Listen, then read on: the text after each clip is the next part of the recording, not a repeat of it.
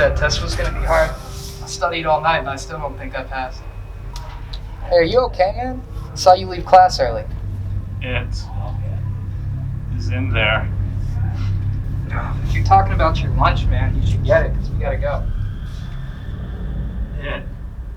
It's in there. In there? What could possibly be in there? Dude, what the hell is in that locker? I didn't let it in. It let me out.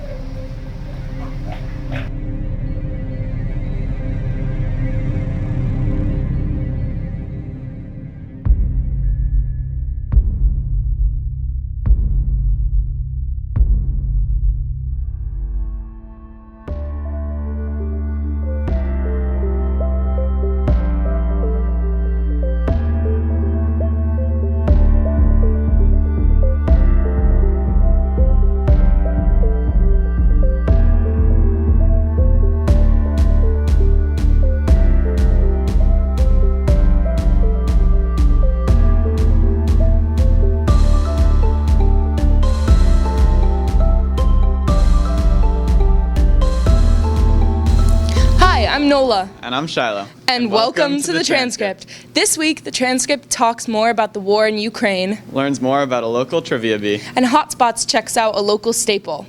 Ukrainian President Volodymyr Zelensky appealed to Congress on Wednesday to do more to help his country fight off Russia's invasion by strengthening sanctions against Moscow and protecting Ukraine's airspace with a no-fly zone. "We need you right now," Zelensky said in an address displayed on a movie theater-style screen in an auditorium underneath the Capitol. President Biden followed up Zelensky's speech by unveiling plans for another $800 million in security assistance to Ukraine, and called Russian President Vladimir Putin a war criminal. In other news, the United Nations top court ordered Russia on Wednesday to halt their invasion of Ukraine. The statement is largely symbolic, as a final decision could take years. The court ruled 13-2 in favor of Russia suspending their invasion. One of the dissenting judges was from Russia, the other from China. Zelensky tweeted that the order was a complete victory, and that ignoring it would isolate Russia further. As always, I am Shiloh Hermeland, and thank you for watching. Originally built in 1876, the Florence Hardware building has been serving as a hardware store for nearly 150 years. Taking over the building in 1986, Florence Hardware has been serving the community for nearly 40 years. From paint to propane, Florence Hardware can provide almost anything. We decided to visit this local institution and see what they had to offer. We sat down with James, an NHS sophomore and Florence Hardware employee, to ask them some questions about the business. I've been at Florence Hardware for about a year now. I started in April of 2021. I always went to Florence Hardware as my hardware store. After school on Fridays at JFK, instead of going to Friendly's or Cumbies, I went to the hardware store and bought supplies for whatever project I was working on, and that just kind of got me in, and I just asked if I could have a job, and they said yeah. So the most important thing about Florence Hardware is the customer service, and it being a small business and connected with a small family business, and helping people with finding what they need. It's important to shop local because it helps support our community here. Like Florence Hardware, we all live in the area. The store's been there since 1872, and it's important to keep that going and to support everyone, but also have that like person-on-person connection that we have with the regulars that come into our store every day. Florence Hardware, just come on by. We'll help you find stuff. Whatever you need, we'll help you get it. And yeah, come say hi. You can find Florence Hardware at 12 North Maple Street in Florence. Thanks for watching. See you next week. On April 13th at 7 p.m., the first ever virtual Trivia Bee will be taking place. This Trivia Bee is a project through the Northampton Education Foundation and has been running since 1991. In the past, they have hosted a spelling bee, but due to COVID, they took a 2-year hiatus. This week, we talked to Lisa Papadimitriou and asked her a few questions. Well, the spelling bee has actually been going for, I think we did our 20th year 2 years ago. It's been going for quite a while, and it has been the major fundraiser for the Northampton Education Foundation's Small Grants Program. For the past two marches, which is when we usually hold the spelling bee, we haven't been able to hold it in person. And the spelling bee is kind of a unique setup where it really has to be in person because we can't flash a word on the screen and ask people how to spell it. It's just the setup isn't really Zoom friendly. It's not really online friendly. So we decided this year that we were not going to take any chances and that we were going to go online with a fun new format that could be family friendly. And we came up with the Trivia Bee. We have, in fact, had students compete before, and the Trivia Bee is even more so. We have changed the format so that the price of entry is much, much lower, and we're hoping that families and groups of friends will be joining. And we have asked that the questions be not geared toward just things that older people would know because they were alive for them. So we are hoping that it'll be even more intergenerational. We do think if students were included, it would be a bigger event. And we also just think it would be a different event. Like when we were trying to conceive of a new type of fundraiser that we could do in addition to our spelling bee, one of the things we were thinking about is it's not only that we want to raise money. That is part of our mission, but another part is to engage the community. And of course, the community we're serving is the public schools. Thank you so much for watching. If you are interested in joining the Trivia Bee, it costs $25 to join. You can pay through PayPal or with a check sent in the mail. You can join by yourself or with a team. If you'd rather sponsor the event, you can choose your level. There are 3 levels and the deadline to sponsor is March 25th. All money raised goes towards the NEF and helps support the project in Northampton Public Schools. Thank you so much.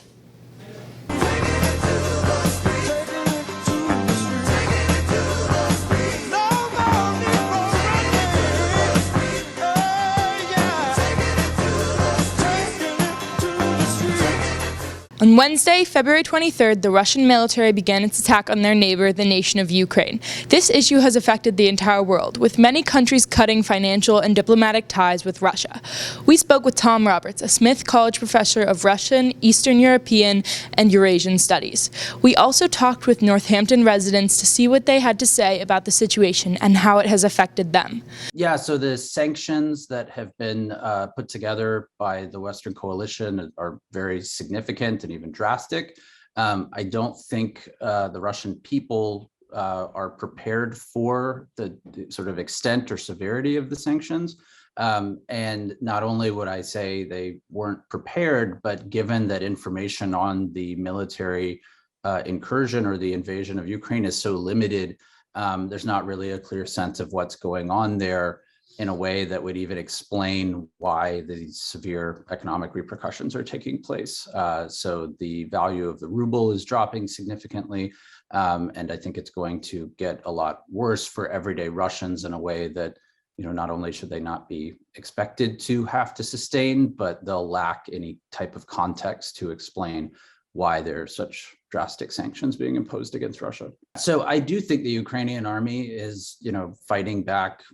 They're putting up a very strong fight.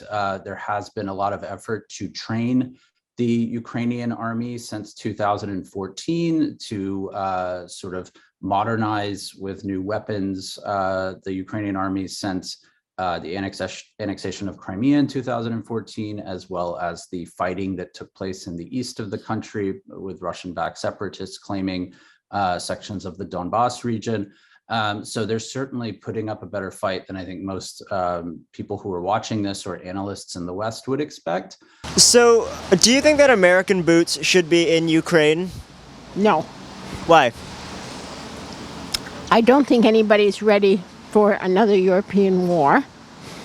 That would mean attacking Russia, which would mean Russia attacking the United States and Western Europe. I'm not ready for that.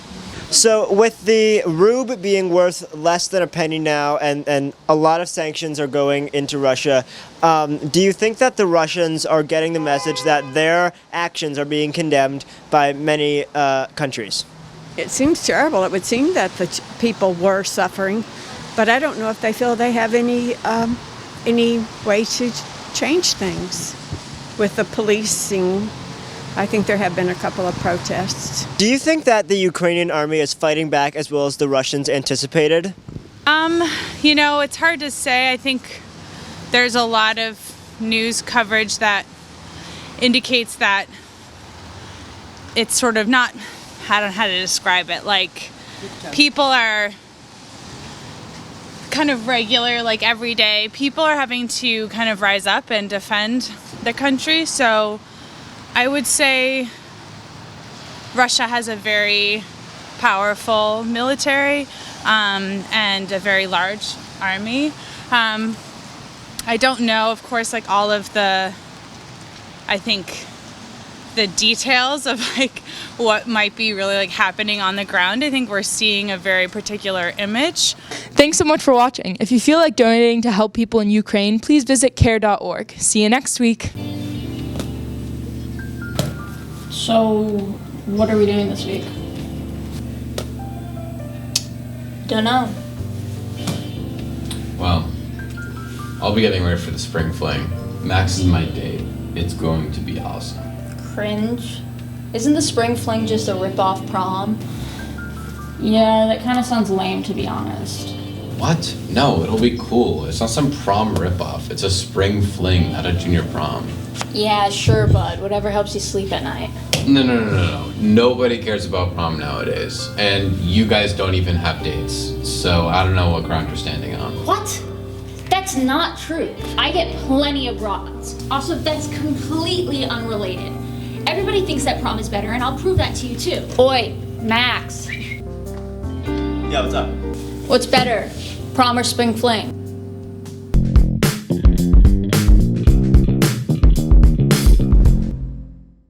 Heyo, welcome to the other stuff. Originating in the early 1900s, prom has become a staple of the American high school experience. But in recent years, prom and other homecoming dances have been put on standby due to the pandemic. This year, both the prom and the spring fling are back on the table. But what will they look like? We spoke to the junior and senior class presidents to get their input and decide once and for all which dance is superior. What makes your dance different from the prom? So our spring fling junior dance is a whole separate event from the senior prom. Some seniors knocked down that idea of having a junior prom, which even though it is common at other schools, we completely understand that seniors love to have that special event their senior year. So we decided to downgrade it from a prom to more of just a dance, kind of more like a homecoming, but for juniors. Our dance is going to be much better than the juniors dance. First of all, we've been planning it since the beginning of this year, and actually probably last year too. So a lot of thought and care has gone into it. We also have like 17 grand going into it. And what would you say to all the lonely folks without a date? I would say you don't need a date to have fun at prom. Go with your friends, go and dance your heart out, go and eat way too much food that we paid a lot of money for, and prom isn't about the romance a lot of the time for most people. I think it's just, we've gone to school with these people for a lot of so many years, and I think it's kind of the last hurrah, and just spend time with the people who you have the best connection with and who you'll miss, and yeah. Why do you think that spring fling is going to be worse than the prom? Like, what makes yours stand out? There's no beef. There's no beef? Yeah, there's no beef. We have no beef for the seniors. The junior class presidents stated that there was no beef. What do you guys have to say about that? Well, I think in most years it's common courtesy for the underclassmen to ask the senior classes if permission to do a fundraiser. That's kind of just rule of thumb in student gov, and usually there's a homecoming for the whole school. So that's what we were planning for that week actually, but unfortunately the junior class decided not to ask us about their dance. Hence the junior prom instead of a whole school dance. Without a concrete conclusion of which dance is better, we decided to duke it out. Dance style.